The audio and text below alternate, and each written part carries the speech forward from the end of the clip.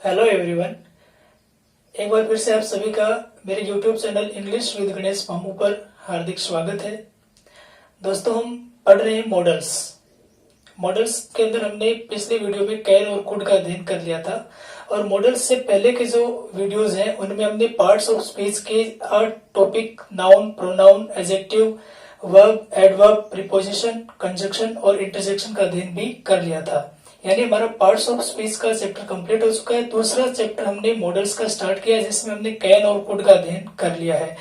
आज की वीडियो के अंदर हम मे, माइट और मस्ट इन 3 मॉडल्स का अध्ययन करेंगे, और नेक्स्ट वीडियो के अंदर हम विल, वुड, शैल, शुड आदि मॉडल्स का अध्ययन करेंगे। ठीक है, तो आज के वीडियो के अंदर मे, माइट और मस्ट मॉडल का अध्ययन हम करेंगे। तो आइए शुरू करते हैं। सबसे पहले मे।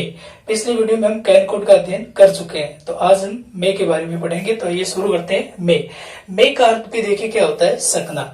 मे का अर्थ भी, कैन का अर्थ भी सकना, कोड का अर्थ भी सकना और मे का अर्थ भी सकना होता है।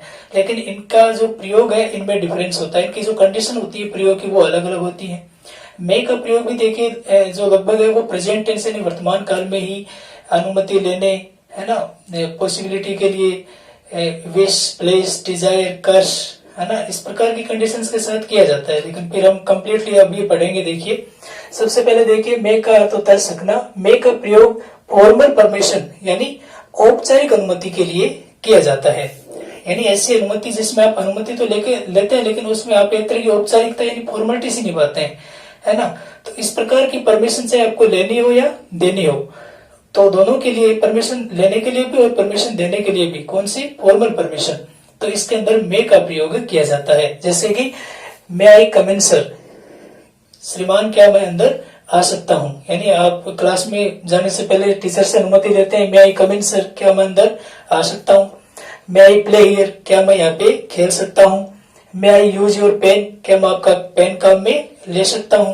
तो इस प्रकार की जो फॉर्मल परमिशन है, औपचारिक अनुमति है, वो लेने के लिए मॉडल मे का प्रयोग किया जाता है। और मॉडल के बारे में मैं आपको बता सकूंगा, यदि मॉडल सब्जेक्ट से पहले यानी यदि वाक्य के शुरू में प्रयुक्त होता है तो उसका अर्थ फिर वहां पे क्या भी निकलता है। तो मे यहाँ पे अर्थ निकलेगा क्या, क्योंकि ये प्रश्नवाचक वाक्य हो गया, है ना। और मे का अर्थ होता है सकना। तो मे आई कम इन सर, श्रीमान क्या मैं अंदर, और मे का अर्थ क्या हो गया, सकना, तो आ सकता हूं। तो इस प्रकार की फॉर्मल परमिशन के लिए, औपचारिक अनुमति के लिए मॉडल मे का प्रयोग किया जाता है। अब देखिए नोट लगा के मैंने एक बात लिखी है कि परमिशन की अस्वीकृति के लिए मे नोट का प्रयोग नहीं किया जाता है। यदि आप फॉर्मल परमिशन किसी से ले रहे हो और यदि उसमें आपको स्वीकृति मिल रही है, यानी उस स्वीकृति का जवाब यस में है, तब तो आप मे का प्रयोग कर सकते हैं।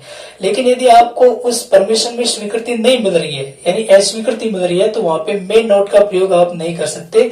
उसके लिए आप कांट या मस्टंट का प्रयोग किया जाता है। कांट का प्रयोग या मस्टंट यानी या मस्ट नोट का प्रयोग किया जाता है। अब जैसे आपने कहा मे आई कम इन सर, ये आपका क्वेश्चन हो गया, प्रश्न हो गया कि श्रीमान क्या मैं अंदर आ सकता हूं। अब इसके 2 जवाब हो सकते हैं। एक तो आपको स्वीकृति मिल सकती है कि भी हाँ आप अंदर आ सकते हो, और दूसरा ये हो सकता है कि नहीं आप अंदर नहीं आ सकते। तो स्वीकृति यस में यदि आपको अंदर आने की अनुमति मिल रही है तो आप वापस में ही उत्तर दे सकते हो, यस यू मे कम इन, हाँ तुम अंदर आ सकते हो। लेकिन आपको अस्वीकृति मिल रही है कि आप अंदर नहीं आ सकते, तो आप क्या कहोगे, मे नोट का प्रयोग नहीं करोगे, कांट का या मस्टंट का प्रयोग करोगे, नो यू कांट या नो यू मस्ट नॉट, इस प्रकार से। जैसे मे आई प्ले हियर, ये आपका क्वेश्चन है कि क्या मैं यहाँ पे खेल सकता हूँ, या आपने परमिशन ली है, ठीक है, तो यहाँ पे मे का प्रयोग हो गया।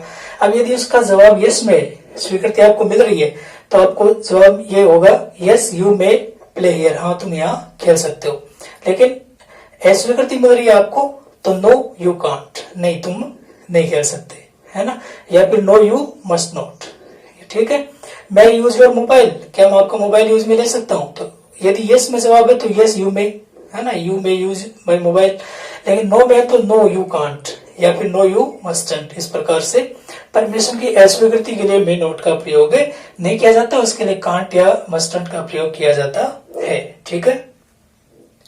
आगे देखिए मे का दूसरा प्रयोग जो है वो पॉसिबिलिटी यानी संभावना को व्यक्त करने के लिए मॉडल मे का प्रयोग किया जाता है। पॉसिबिलिटी यानी संभावना को व्यक्त करने के लिए, और वो संभावना कैसी होनी चाहिए, उसके लिए 3 फैक्टर देखो। विद डाउट यानी ऐसी संभावना जिसमें आपको संदेह हो, अनसर्टेनिटी यानी अनिश्चितता हो, और यूजुअली फैक्चुअल यानी सामान्यतया वो संभावना तथ्य पर आधारित हो। इस प्रकार की जो संभावना होती है उसको व्यक्त करने के लिए मॉडल मे का प्रयोग किया जाता है। यानी संभावना को व्यक्त करने के लिए ऐसी संभावना जिसके अंदर संदेह हो, अनिश्चितता हो और यूजुअली फैक्चुअल यानी सामान्यतः वो संभावना तथ्य पर आधारित हो। जैसे कि देखिए, इट मे रेन टुनाइट, आज रात बारिश हो सकती है। तो अब आज दोपहर को ही आपने ये संभावना व्यक्त कर ली कि आज रात को बारिश हो सकती है, लेकिन उसमें आपको डाउट है कि हो भी सकती है और नहीं भी हो सकती है, उसमें निश्चितता नहीं है, अनिश्चित है और वो सामान्यतः तथ्य पर आधारित है। हो सकता है कि दिन में बहुत भयंकर गर्मी पड़ रही हो और उस गर्मी आपका एक क्या हो गया, फैक्ट हो गया, तथ्य हो गया। उस गर्मी के अनुसार आपने अनुमान लगा लिया कि आज क्या हो सकती है, रात को बारिश हो सकती है। तो आज रात बारिश होने का तथ्य क्या हो गया, दिन में भयंकर गर्मी का पड़ना, है ना। तो इट मे रेन टुनाइट, आज रात बारिश हो सकती है, ये ऐसी संभावना आपने व्यक्त की जिसमें संदेह, अनिश्चितता और सामान्यतः ये संभावना तथ्य पर आधारित है। फिर देखिए, जैसे सी मे ऑब्टेन, सी यानी वह मे ऑब्टेन प्राप्त कर सकती है गुड मार्क्स यानी अच्छे अंक, as she is working hard, जैसा कि वो कठिन परिश्रम कर रही है। जिस प्रकार से वो कठिन परिश्रम कर रही है उस प्रकार से वो अच्छे अंक प्राप्त कर सकती है, क्योंकि ये उसका फैक्ट हो गया कि वो क्या कर रही है, कठिन परिश्रम कर रही है। इस फैक्ट के आधार पे हम कह सकते हैं, इस तथ्य के आधार पे कि वो अच्छे अंक प्राप्त कर सकती है। लेकिन इसमें डाउट भी है, अनसर्टेनिटी भी है, क्योंकि रिजल्ट कैसा रहे हमें पहले पता नहीं हो पाता है। ठीक है, फिर देखिए, जैसे it may be A case of forgery, it may be ये हो सकता है, ए केस यानी एक मामला, ऑफ फोर्जरी, फोर्जरी का अर्थ होता है जालसाजी, यह एक जालसाजी का केस या मामला हो सकता है। यदि आपके सामने कोई, आपने ऐसा ही कोई मैटर देख लिया, उस मैटर को किसी तथ्य के आधार पर आप अनुमान लगा सकते हो कि भाई ये तो किसी न किसी की जालसाजी हो सकती है ना। तो इसके अंदर भी मॉडल पॉसिबिलिटी के अंदर मॉडल मे का प्रयोग। द क्लाउड्स आर डार्क, बादल गहरे हैं, सो इसलिए इट मे रेन, बारिशें हो सकती है। आगे टुडे भी लिख सकते हो कि आज गहरे बादल है इसलिए बारिशें हो सकती है। तो देखिए, क्लाउड्स आर डार्क, जो बादल है वो क्या है, गहरे हैं। तो ये क्या हो गया, फैक्ट हो गया। इस फैक्ट के आधार पर, क्योंकि आकाश में बादल वो गहरे छाए हुए हैं, तो उस पे हम क्या लगा सकते हैं, संभावना व्यक्त कर सकते हैं कि आज क्या हो सकती है, बारिशें हो सकती है। तो इस फैक्ट के आधार पे हमने क्या व्यक्त कर ली, संभावना व्यक्त कर ली। लेकिन उसमें डाउट भी है, अनसर्टेनिटी भी है कि हो भी सकती है और नहीं भी हो सकती, हम पूर्णतः तो नहीं कह सकते ना। तो ऐसी पॉसिबिलिटी जिसके अंदर डाउट हो, अनसर्टेनिटी हो और सामान्यतः वो तथ्य पर आधारित हो, इस प्रकार की पॉसिबिलिटी में मॉडल मे का प्रयोग किया जाता है। मे का अगला प्रयोग देखिए आप, विश यानी मनोकामना, ब्लेस आशीर्वाद, फेथ यानी विश्वास या धारणा, होप यानी आशा और कर्ष यानी अभिशाप। इन कंडीशंस के अंदर भी मॉडल मे का प्रयोग किया जाता है। यदि आप किसी के लिए विश कर रहे हो, मनोकामना कर रहे हैं, ब्लेस किसी के लिए आशीर्वाद दिया गया हो, फेथ यानी किसी के साथ विश्वास या धारणा व्यक्त हो, होप यानी आशा हो और कर्ष यानी अभिशाप की कंडीशन यानी शर्त हो, तो वहां पे मॉडल मे का प्रयोग होता है। जैसे देखिए, मे यू लिव लॉन्ग, तुम्हारी उम्र लंबी हो, ये आप किसी के लिए इस प्रकार की क्या कर सकते हो, विश कर सकते हो। या ये एक प्रकार से ब्लेस यानी आशीर्वाद भी हो सकता है ना, कि तुम्हारी उम्र क्या हो, लंबी हो। तो मे यू लिव लॉन्ग, ठीक है। फिर मे गॉड ब्लेस यू, भगवान तुम्हें आशीर्वाद दे, with strength and wisdom, strength यानी ताकत और विजडम यानी बुद्धि, बुद्धि और ताकत के साथ भगवान तुम्हें आशीर्वाद दे। ये क्या हो गया, ब्लेस हो गया यानी आशीर्वाद हो गया। फिर देखिए, मे गॉड फॉरगिव अस, भगवान हमें माफ करे, तो ये एक होप होगी, आशा होगी। हो सकता है किसी ने कोई गलत काम कर दिया हो और फिर वो ऐसी आशा करे कि भगवान शायद हमें इस काम के लिए माफ कर देगा, है ना। तो मे गॉड फॉरगिव अस, तो ये एक होप होगी, क्या होगी, आशा होगी। May my enemy go to hell, my enemy मेरा दुश्मन गो टू हेल, नरक या पहाड़, नरक में जाए, तो ये किसी के लिए क्या हो गया, कर्ष या अभिशाप हो गया। तो विश मनोकामना, ब्लेस आशीर्वाद, फेथ विश्वास या धारणा, होप आशा और कर्ष या अभिशाप, इन कंडीशंस के अंदर भी मॉडल मे का प्रयोग किया जाता है। अब जैसे विश की बात करें तो आप एक एग्जांपल और ले लीजिए, जैसे कि may you get success in the exam, तुम परीक्षा में सफलता प्राप्त करो।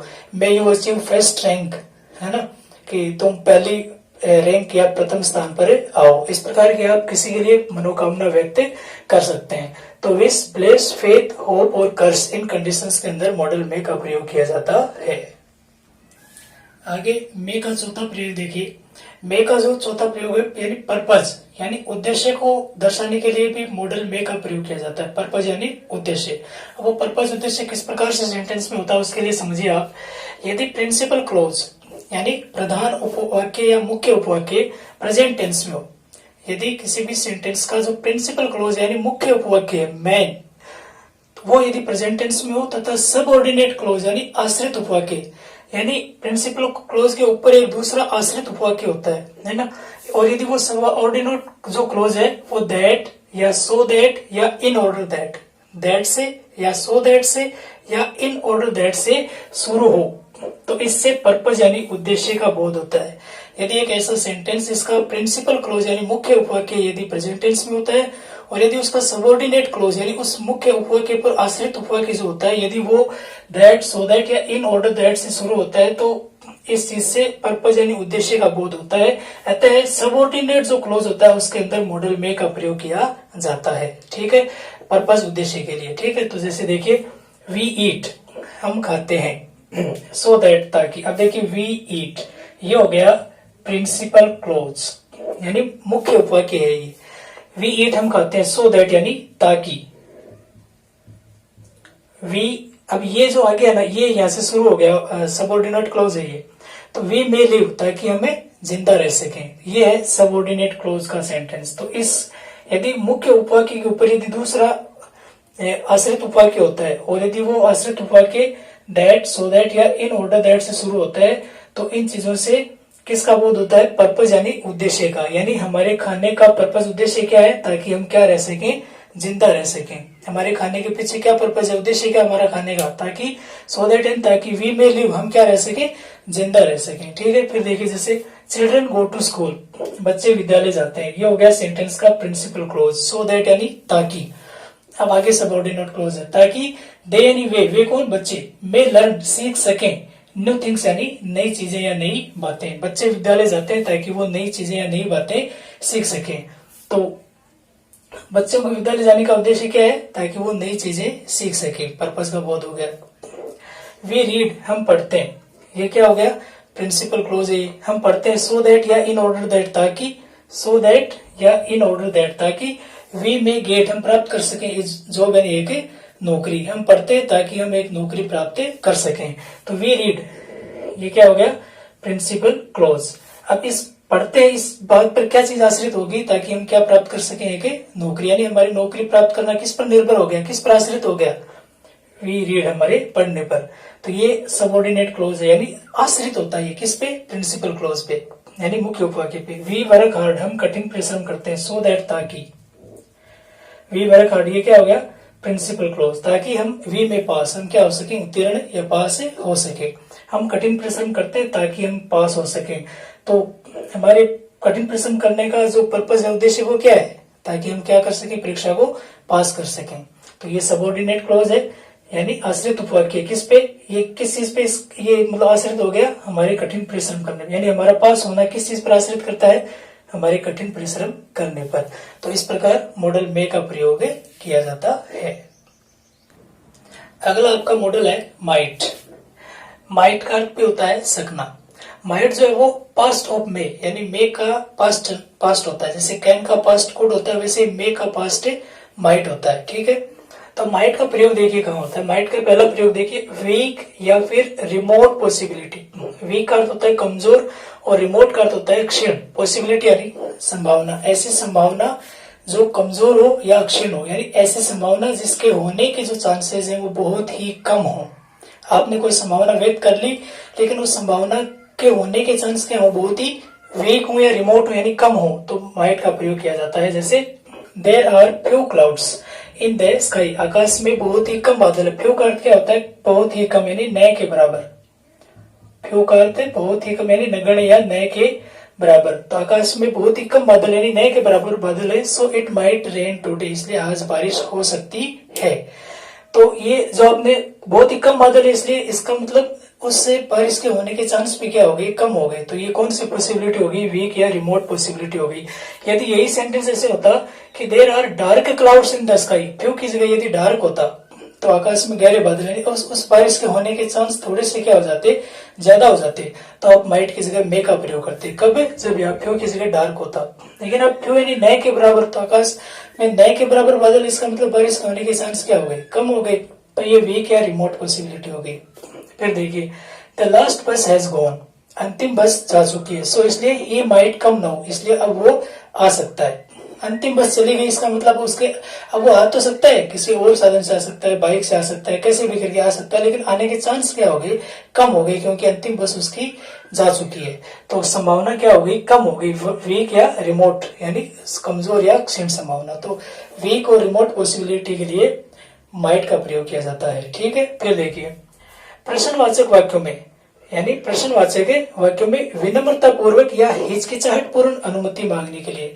प्रश्नवाचक वाक्यों में यदि आप अनुमति मांगते हो उसमें विनम्रता तो होगी होगी, लेकिन हिचकिचाहट ज्यादा होगी। यदि आप कोई अनुमति मांग रहे हो किसी से किसी काम की, लेकिन यदि आप उसमें हिचकिचा रहे हो, आप डरते डरते से नहीं हिचकिचाते हुए वो अनुमति ले रहे हो, तो वहां भी माइट का प्रयोग होता है। जैसे माइट आई स्मोक हियर, क्या मैं यहाँ पर धूम्रपान कर सकता हूँ। अब आप अनुमति ले रहे हो धूम्रपान करने की, लेकिन आपके मन में एक प्रकार की हिचकिचाहट है। विनम्रता तो है ही है, लेकिन हिचकिचाहट है कि भाई मेरे को मना नहीं कर दे, है ना, इस प्रकार से। तो आप हिचकिचा रहे हैं यहाँ पे। माइट आई स्मोक हियर, क्या मैं यहाँ पे धूम्रपान कर सकता हूँ।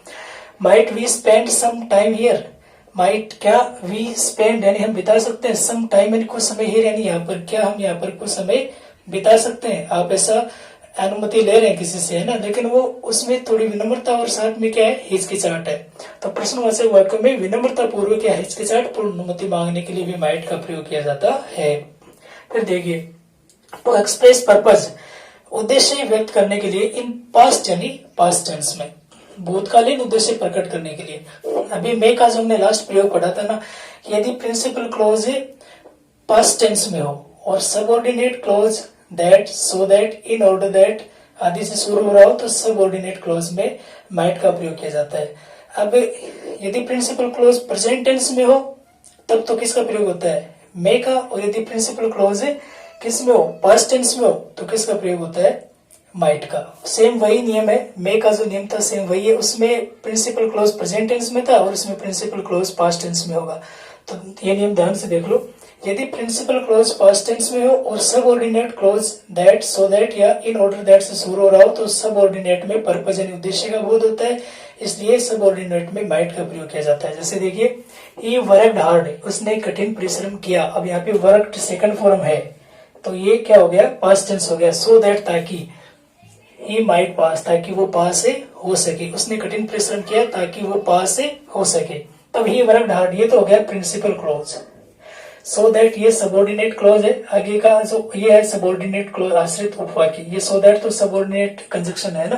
तो ही माइट पास, ताकि वो पास हो सके, ये सबऑर्डिनेट क्लोज है। अब आप इसका पास होना किस पे डिपेंड कर रहा था, उसके कठिन परिश्रम करने पे। तो ये तो प्रिंसिपल क्लोज है, ये सबऑर्डिनेट क्लोज है। तो प्रिंसिपल क्लोज किस में हो, पास्ट टेंस में हो, और सबऑर्डिनेट क्लोज किससे, दैट, सो दैट या इन ऑर्डर दैट से शुरू हो, तो पर्पज का यानी उद्देश्य का बोध होता है। तो इसलिए ये पास्ट टेंस में, इसलिए माइट का प्रयोग होगा। और यदि ये यहाँ पे ये होता है कि ही वर्क्स हार्ड, वह कठिन परिश्रम करता है, सो दैट ताकि ही मे पास हो जाता फिर यहाँ पे, क्योंकि प्रिंसिपल क्लोज किस में हो जाता, प्रेजेंट में, तो मे आ जाता, पास्ट में तो माइट। ये टुक मेडिसिन, उसने दवाइयां ली। टुक अब टेक की सेकंड फॉर्म है, तो मतलब कौन सा टेंस हो गया, पास्ट टेंस हो गया। और ये प्रिंसिपल क्लोज भी है। सो दैट ताकि ही माइट गेट वेल, ताकि वो क्या हो सके, ठीक हो सके। उसने दवाइयां ली ताकि वो ठीक हो सके। तो यदि पर्पज पास्ट टेंस में हो तो किसका प्रयोग होता है, माइट का। और यदि पर्पज प्रेजेंट टेंस में हो तो मे का प्रयोग होता है। ये है आपका मॉडल माइट। अब अगला आपका जो मॉडल है वो है मस्ट। मस्ट का अर्थ देखिए क्या होता है, मस्ट का अर्थ होता है चाहिए। मस्ट का अर्थ होता है चाहिए, ये आप निश्चित रूप से चाहिए ऐसा भी कह सकते हैं, क्योंकि इसमें जो चाहिए जो अर्थ निकलेगा वो काम निश्चित रूप से होना चाहिए, है ना, ऐसा कि भी ऐसा होना चाहिए निश्चित रूप से। तो मस्ट का अर्थ होता है चाहिए। मस्ट का प्रयोग देखिए कंपल्सन यानी अनिवार्यता, यानी कोई काम करना कंपल्सरी हो, अनिवार्य हो। नेसेसिटी यानी आवश्यकता, यानी नेसेसरी हो, कोई कार्य आवश्यक हो। ड्यूटी यानी कर्तव्य के अंदर हमारी जो ड्यूटी बनती है, कर्तव्य बनते हैं। कमांड एज ऑब्लिगेशन, कमांड यानी क्या होता है, आज्ञा। एज ऑब्लिगेशन यानी बाध्यता के रूप में, तो बाध्यता रूपी आज्ञा, कमांड हो या ऑब्लिगेशन हो। स्ट्रॉन्ग पॉसिबिलिटी यानी मजबूत संभावना, ऐसी संभावना जिसको आप व्यक्त करते हो और व्यक्त करने के बाद आपको लगभग उसमें अंदाजा होता है कि ऐसा ही है, क्योंकि वो मजबूत संभावना होती है। और सर्टेनिटी या श्योरिटी यानी निश्चितता, यदि किसी चीज में आप श्योर हो, सर्टेन है, तो उसमें भी मॉडल मस्ट का प्रयोग किया जाता है। तो मॉडल मस्ट का प्रयोग compulsion, necessity, duty, command, obligation, strong possibility, certainty और श्योरिटी इन कंडीशंस के अंदर किया जाता है। एग्जांपल्स देखिए, जैसे we must have a licence, we must have, we यानी हमें, हमारे हैव यानी होता होना, मस्ट यानी चाहिए, हमारे पास होना चाहिए, ए लाइसेंस एक licence, to drive a vehicle, to drive चलाने के लिए, ए व्हीकल एक वाहन चलाने के लिए हमारे पास लाइसेंस होना चाहिए। ये चीज क्या है, कंपलसरी है, तो ये कंपल्सन के अंतर्गत आ गया, यानी अनिवार्य है ये चीज कि हमारे पास वाहन चलाने के लिए एक लाइसेंस होना चाहिए। वी मस्ट रीच, वी यानी हमें, मस्ट यानी चाहिए, रीच यानी पहुंचना, स्कूल यानी विद्यालय में, इन टाइम यानी समय पर, टू अवॉइड बचने के लिए, पनिशमेंट यानी सजा से, हमें सजा से बचने के लिए विद्यालय समय पर पहुंचना चाहिए। ये चीज भी हमारे लिए क्या है, कंपल्सन है, यानी अनिवार्य है, तो कंपल्सन के अंदर मस्ट का प्रयोग। फिर देखिए, वी मस्ट वर्क हार्ड, हमें कठिन परिश्रम करना चाहिए, टू पास यानी परीक्षा उत्तीर्ण करने के लिए, ये नेसेसिटी आवश्यक है, यदि हमें परीक्षा को पास करना है तो हमें कठिन परिश्रम करना चाहिए, तो नेसेसिटी के अंदर भी किसका प्रयोग होता है, मस्ट यानी चाहिए। We must respect our parents, यानी हमें मस्ट यानी चाहिए, रिस्पेक्ट यानी आदर करना, सम्मान करना, आवर पेरेंट्स हमारे माता पिता का, आवर टीचर्स हमारे अध्यापकों का, और आवर एल्डर्स यानी हमारे बड़ों का, हमें हमारे माता पिता का, हमें हमारे अध्यापकों का या हमें हमारे बड़ों का आदर करना चाहिए, उनकी रिस्पेक्ट करनी चाहिए, ये हमारी ड्यूटी बनती है, ये हमारा कर्तव्य बनता है। तो ड्यूटी के अंदर भी किसका प्रयोग होगा, मॉडल मस्ट का प्रयोग होगा। You must be here, you in तुम, मस्ट यानी चाहिए, बी यानी होना, तुम यहाँ होने चाहिए, हियर यानी यहाँ पर, बाई 10 o'clock यानी 10 बजे तक, तुम यहाँ पर 10 बजे तक होने चाहिए, तो ये क्या हो गई, कमांड हो गई, यानी आपको आज्ञा दे दी गई कि आप यहाँ 10 बजे तक होने चाहिए, तो कमांड के अंदर भी किसका प्रयोग होगा, मॉडल मस्ट का, यानी you must be here by 10 o'clock, 10 बजे तक आप यहाँ होने चाहिए, यानी ये कमांड हो गई। Exams are at hand, exams यानी परीक्षाएं, आर यानी है, एट हैंड यानी एकदम नजदीक, यानी परीक्षाएं सर पर है या परीक्षाएं बिल्कुल नजदीक है, इसलिए you must get up early, इसलिए तुम्हें जल्दी उठना चाहिए, ये आपके लिए ऑब्लिगेशन हो गई, यानी ये बाध्यता है। यदि आपकी परीक्षाएं सर पर है या नजदीक है और आप सुबह जल्दी नहीं उठ रहे हैं तो आप फेल हो सकते हैं, है ना, तो ये ऑब्लिगेशन यानी बाध्यता है कि आपको सुबह जल्दी उठना चाहिए, ठीक है, तो ऑब्लिगेशन। उसके बाद देखिए, the lights are on, lights जो है वो आर ऑन यानी चालू है, समबॉडी यानी कोई ना कोई मस्ट भी होना चाहिए, इन द रूम यानी कमरे में, अब कमरे की लाइट चालू है, इसका मतलब कमरे के अंदर कोई ना कोई होना चाहिए, ये हो गई आपकी स्ट्रॉन्ग पॉसिबिलिटी यानी मजबूत संभावना, स्ट्रॉन्ग पॉसिबिलिटी यानी मजबूत संभावना होगी, क्योंकि कमरे की लाइट चालू है, इसका मतलब कमरे के अंदर कोई ना कोई है, तभी आप ऐसी संभावना व्यक्त कर सकते हैं, ठीक है, तो स्ट्रॉन्ग पॉसिबिलिटी। फिर देखिए, रमेश हैज 4 कार्स, रमेश के पास 4 कारें हैं, ही मस्ट बी, वह होना चाहिए, ए रिच मैन, एक अमीर व्यक्ति, वह एक अमीर व्यक्ति होना चाहिए, तो ये स्ट्रॉन्ग पॉसिबिलिटी होगी क्योंकि उसके पास 4 कारें, तो आप पॉसिबिलिटी लगा सकते हैं कि वो अमीर व्यक्ति है, या फिर इसमें सर्टेनिटी और श्योरिटी भी निश्चित है, क्योंकि 4 कारें उसी व्यक्ति के पास हो सकती है जो कि क्या होता है, अमीर होता है ना, तो रमेश हैज 4 कार्स, तो he must be A rich man, तो इसमें सर्टेनिटी और श्योरिटी भी है, सर्टेनिटी है इसमें, स्ट्रॉन्ग पॉसिबिलिटी भी है, तो इसके अंदर किसका प्रयोग हो गया, मस्ट का, मस्ट का यानी चाहिए, यानी निश्चित रूप से चाहिए, अब जैसे इसके पास 4 कारें, तो वो निश्चित रूप से क्या होना चाहिए, एक अमीर व्यक्ति होना चाहिए, निश्चित रूप से हमारे पास एक लाइसेंस होना चाहिए, इस प्रकार। तो मस्ट का प्रयोग, मस्ट का होता है चाहिए, मस्ट का प्रयोग कंपल्सन अनिवार्यता, नेसेसिटी आवश्यकता, ड्यूटी कर्तव्य, कमांड एज ऑब्लिगेशन बाध्यता रूप आ गया, स्ट्रॉन्ग पॉसिबिलिटी मजबूत संभावना, और सर्टेनिटी व श्योरिटी यानी निश्चितता के भाव के अंदर किया जाता है। आगे मस्ट के अंदर देखिए, एक नोट लगा के एक बात लिखी गई है, वो ध्यान से देखिए। प्रोहिबिशन, प्रोहिबिशन का अर्थ होता है निषेध, निषेध या फिर मनाही यानी मना करने का भाव। प्रोहिबिशन यानी निषेध या मनाही अर्थात मना करने का भाव व्यक्त करने के लिए मस्ट नोट का प्रयोग किया जाता है। यदि आपको किसी काम को करने के लिए मना किया जा रहा है कि आपको ऐसा नहीं करना है या नहीं करना चाहिए, तो ऐसे भाव को व्यक्त करने के लिए मस्ट नोट का प्रयोग किया जाता है। जैसे देखिए, यू हैव टीबी, कि भाई तुम्हें टीबी की बीमारी है, यू मस्ट नॉट स्मोक, तुम्हें धूम्रपान नहीं करना चाहिए। हम सबको पता है कि इसमें क्या सलाह दी जाएगी कि तुम्हें धूम्रपान नहीं करना चाहिए क्योंकि टीबी है, तो इसमें मना करने का भाव है, तो मस्ट नोट। वी यानी हमें मस्ट नोट थ्रो, नहीं फेंकना चाहिए। गार्बेज यानी कचरा, ऑन द रोड्स यानी सड़कों पर, हमें सड़कों पर कचरा नहीं फेंकना चाहिए। हम सबको पता है कि यदि किसी को ये सलाह दी जाए तो हम यही कहेंगे कि नहीं फेंकना चाहिए। तो वी मस्ट नॉट स्पिट टैबको, हमें तंबाकू नहीं थूकना चाहिए एट पब्लिक प्लेसेज यानी सार्वजनिक स्थानों पर। जो सार्वजनिक स्थान है जैसे बस स्टैंड है, रेलवे स्टेशन है, तो इस प्रकार के सार्वजनिक स्थानों पर हमें तंबाकू नहीं थूकना चाहिए।